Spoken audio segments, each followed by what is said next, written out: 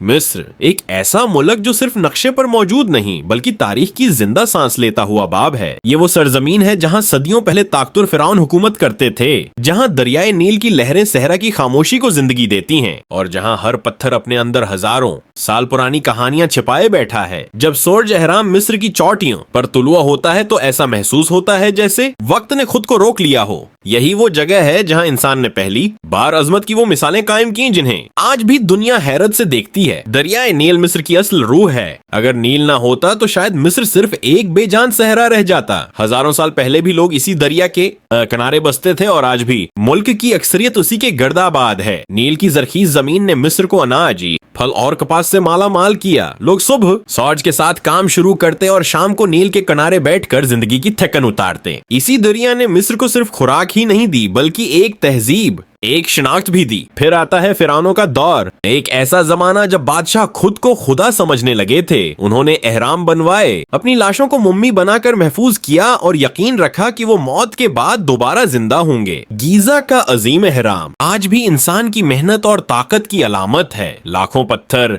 हजारों मजदूर और दहाइयों की मेहनत, तब जाकर वो उजूबा बना जिसे आज दुनिया 7 अजायबात में शुमार करती है। इसी सरजमीन पर अनबिया की आमद भी हुई। हजरत यूसुफ अलैहिस्सलाम का किस्सा हो या हजरत मूसी अलैहिस्सलाम का दौर, मिस्र हमेशा रूहानी वाकयात का मरकज रहा। बनी इसराइल की आजमाइशें, फिरौन की ताकत और अल्लाह की निशानियां, ये सब इसी जमीन पर रौनमा हुआ। कोहे सेना, जिसे जबल मूसी भी कहा जाता है, वो मकाम है जहां हजरत मूसी अलैहिस्सलाम ने अल्लाह से कलाम किया। आज भी दुनिया भर से लोग उस पहाड़ पर चढ़कर रूहानी सुकून तलाश करते हैं। वक्त गुजरता गया और मिस्र पर मुख्तलिफ सल्तनतों ने हुकूमत की। ईरानी, यूनानी और फिर रोमी। हर दौर ने मिस्र को बदल दिया। सिकंदर आजम की फतह ने यूनानी सकाफत को मिस्र में दाखिल किया और बाद में क्लियोपेट्रा जैसी मुल्का ने तारीख में अपनी अलग शिनाख्त बनाई। लेकिन ताकत के ये सारे दौर गुजर गए। एहराम बाकी रहे, नील बाकी रहा और मिस्र अपनी जगह खड़ा रहा। इस्लामी दौर के आगाज के साथ मिस्र की तारीख ने नया रख लिया। हजरत उमर बिन अल आस रदी अल्लाह अन्हु की क़ियादत में इस्लाम मिस्र पहुंचा और फस्तात शहर की बुनियाद रखी गई। बाद में काहिरा वजूद में आया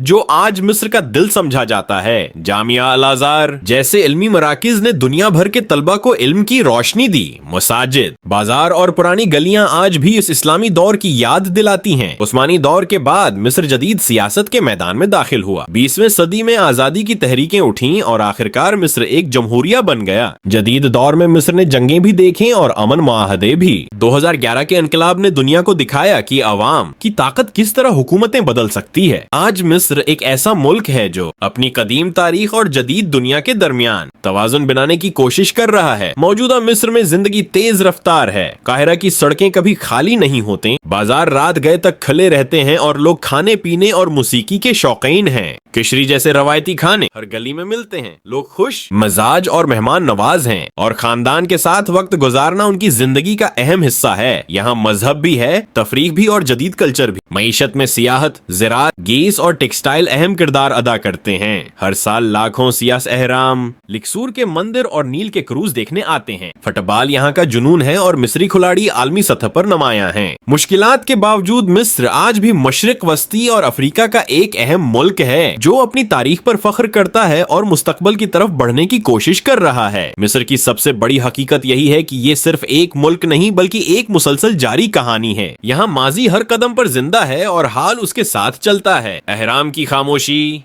नील की रवानी और काहिरा की हलचल सब मिलकर एक ऐसी तस्वीर बनाते हैं जो दुनिया में कहीं और नहीं मिलती। यही मिस्र है, एक ऐसी सरजमीन जहाँ तारीख कभी खत्म नहीं होती, सिर्फ नेबाब लिखती रहती है।